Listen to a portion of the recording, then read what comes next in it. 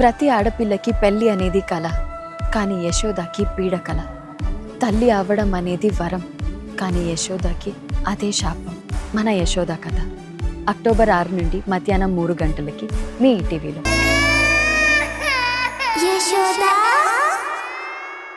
ఇవే ఇవే జీవన తరంగాలు, ఇవే ఇవే జీవన తరంగాలు, జీవన తరంగాలు.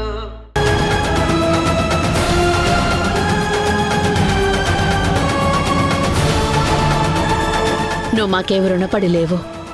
నువ్వు చేయాల్సిందేమీ లేదు. ఇక నువ్వు బయలుదేరు.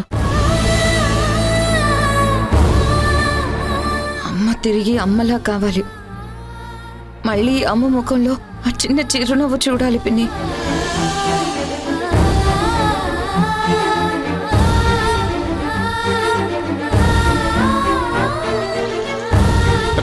దేవిక, అన్నం తినకుండా వాష్ చేసుకుంటున్నావేంటి? నాకు తినాలనిపించడం లేదు. ఏమైంది దేవిక? ఏమైంది? ఏదైనా ప్రాబ్లమా?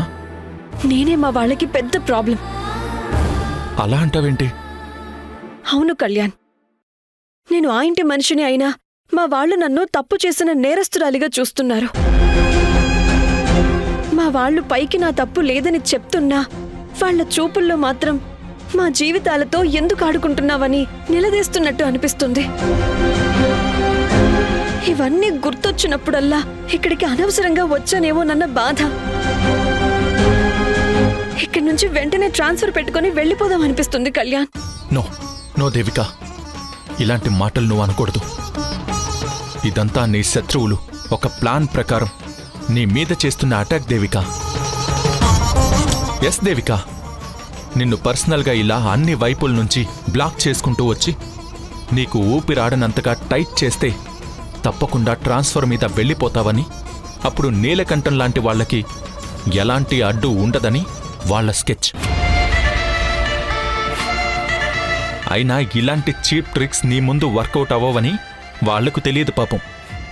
లైట్ తీసుకో దేవిక. డ్యూటీలో ఎన్ని ఛాలెంజెస్ వచ్చినా ధైర్యంగా ఎదుర్కొన్న నేనే, ఈ లోకం మొత్తం ఎదిరించిన మొండిగా నిలబడ్డ నేనే. ఇప్పుడు నా వాళ్లే నన్ను దోషని వేలెత్తి చూపిస్తుంటే మాత్రం నేను తట్టుకోలేకపోతున్నాను. ఎంత మొండిగా ఉందామని ట్రై చేసినా నాదే ఒక ఆడ మనసే కదా. నిందల్ని తట్టుకొని నిలబడలేకపోతున్నాను. ఇలాంటి టైంలో ఎమోషనల్ బ్యాలెన్స్ కోల్పోకూడదన్న విషయం నీకు బాగా తెలుసు. Be strong. ఈ భూమి మీద గాలి లేని చోటు ఎలా ఉండదో, సమస్యలు లేని ఫ్యామిలీ కూడా అలాగే ఉండదు. ఇంట్లో వాళ్ళ మధ్య చిన్న చిన్న మనస్పర్ధలు కూర్చుని మనసు విప్పి మాట్లాడుకుంటే సాల్వ్ అయిపోతాయి. సమస్యల్ని బాధల్ని ఛేదిస్తూ ముందుకు వెళ్లలే కాని ఆగిపోకూడదు. మీ వాళ్లతో ఉన్న గ్యాప్ని నువ్వే క్లియర్ చేయి. నన్ను ఆ ఇంటికి చేడు చేసిన మనిషిగా చూస్తున్నప్పుడు ఇక నేను ఏం చెప్పినా ఎవరు వింటారు చెప్పు? అలా అనుకుని నువ్వు అక్కడే ఆగిపోతున్నావు.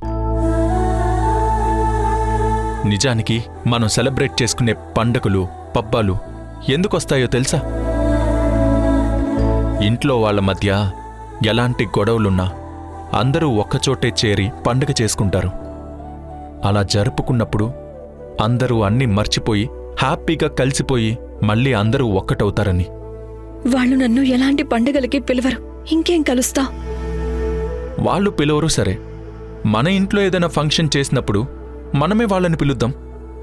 అప్పుడైనా అందరూ కలుస్తారు కదా.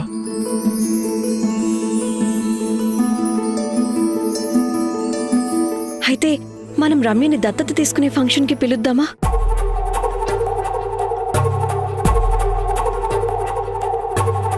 దత్తత ఫంక్షన్ అంటే నీకు నాకు మధ్య సఖ్యత లేదని, ఇంకా మనిద్దరి మధ్య గొడవలు కంటిన్యూ అవుతున్నాయని, పైకి మాత్రం కలిసిపోయినట్టు యాక్ట్ చేస్తున్నామని అనుకుంటారు. కాపురాన్ని సెట్ చేసుకోలేని నువ్వు మాకు అడ్వైజ్లు ఇవ్వాలని చూడకు అని ఎవరైనా అంటే ఏమని ఆన్సర్ చేస్తావు?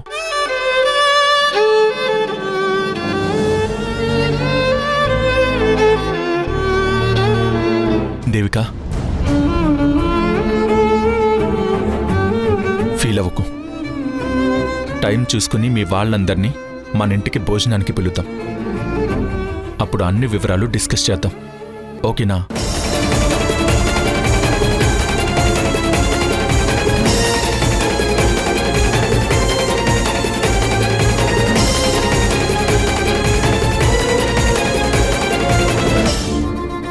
మీరు నన్ను బాధ పెడితే ఆయనకి బుద్ధొస్తుందని చెప్పడానికే కదా కోర్టు కేసు వేశారు. వేరే దారి లేక నేనే నోటీస్ పేపర్లపై సంతకం పెట్టాను. నీకు నచ్చింది నువ్వు చేశావు. అయినా మీరు విడాకులు కావాలని నోటీసులు పంపించారు కదా, నేను అంత పెద్ద తప్పు ఏం చేశానండి? అలా చేయడం మీకు తప్పు అనిపించలేదా? పంపించకపోతే ఏం చేయాలి? మీ నాన్న అంత అవమానం చేశాక నేను నీతో ఎలా కలిసి కాపురం చేస్తాను? అందుకు కారణం సరిగా లేకపోయినా నాకు విడాకులు కావాలి. అందుకే నోటీసులు పంపించాను. మా నాన్న మీద కోపంతో మీరు అలా చేసుండొచ్చు, కానీ ఏ కారణం లేకుండా నన్నెందుకు దూరం పెడుతున్నారో? ఈరోజు మీరు ఇక్కడికి రమ్మన్నారు. వచ్చేటప్పుడు నాకు అనిపించింది ఈ కోర్టు కేసులో లాయర్ల చుట్టూ తిరగడాలు ఇక చాలని. అందుకే మా అమ్మ నాన్నలు ఇద్దరికీ చెప్పలేదు. అన్నీ సర్దుకుని వచ్చేద్దామనుకున్నాను. మీరు సరే అంటే అవేముంది, అక్కడికి వెళ్ళాకైనా కొనుక్కోవచ్చు. మీరు అడిగింది ఒక్కటే, మా నాన్నని వదిలి రమ్మని. వదిలేశానండి, ఇంకక్కడికి వెళ్ళను. అంటే విసిగిపోయానండి. విడాకులు కేసులు అంటే నలుగురు 4 రకాలుగా మాట్లాడుకుంటుంటే నాకు చాలా బాధగా ఉంటుంది. అందుకే మీరు దీన్ని ఇంతటితో ముగిస్తానంటే సంతోషమే. అన్నీ మర్చిపోయి కొత్త జీవితాన్ని ప్రారంభిద్దాం. ఈ మాట 6 నెలల క్రితమే చెప్పాల్సిందే. అప్పుడు తల మీద శని కూర్చున్నాడు. ఏం చేయమంటారు? నా టైం బాగోలేదు, అందుకే ఇలా జరిగింది. కానీ ఈ రోజు వచ్చి అడిగితే ఏం ప్రయోజనం? మీ నాన్న ఊరంతా చాటింపేయించాడు, ఆఫీస్కి పోలీసుల్ని పంపించాడు, కోర్టుకి నన్ను 20 సార్లు తిప్పించాడు. పెళ్లికిచ్చిన సామాన్లు లిస్టు చూసుకుంటూ మరి ఒక్కొక్కటి చెక్ చేసుకొని మరీ లోడ్ చేసుకొని తీసుకెళ్లాడు. 4 గోడల మధ్య మాట్లాడుకోవాల్సిన విషయాన్ని నడి రోడ్డు మీదకి తీసుకొచ్చాడు. ఊరంతా మాట్లాడుకునేలా చేశాడు. ఇకపై నీతో కలిసి నేనుండలేను. సరేనండి, మీకు అవమానం జరిగింది, అందుకు మా నాన్నది తప్పే. అందుకే ఈ చోటు వదిలి వేరే చోటుకి వెళ్ళిపోదాం. కొత్త ప్లేస్, కొత్త జనాలు, కొత్త కాపురం. అక్కడిది ఎవరికీ తెలియదు కదా. వెళ్దామా? నా మనసు విరిగిపోయింది పుష్ప, ఇక నా వల్ల కాదు. మరి రమ్మని పిలిచారో కేస్ క్లోజ్ చేస్తానన్నారట. లాయర్ చెప్పాడు, మనమిద్దరం ఒప్పుకొని విడాకుల మీద సంతకం పెడితే ఈ కేసు త్వరగా క్లోజ్ చేయొచ్చనే. హో,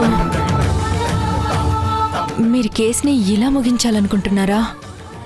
అంటే నాతో కలిసి బతకడం ఇష్టం లేదా మీకు?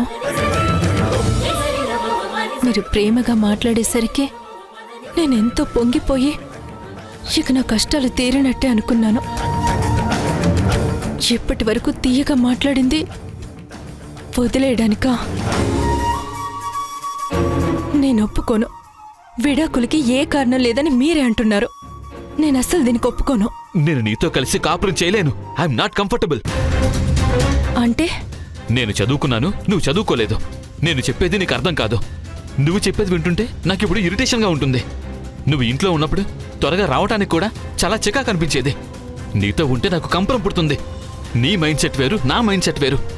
నువ్వు నాకు సెట్ కావు. ప్లీజ్, నేను నిన్ను వదిలేయాలనుకుంటున్నాను. దయచేసి నాకు విడాకులు ఇచ్చి నువ్వు పుణ్యం కట్టుకో పుష్ప. ఏమంటున్నారు?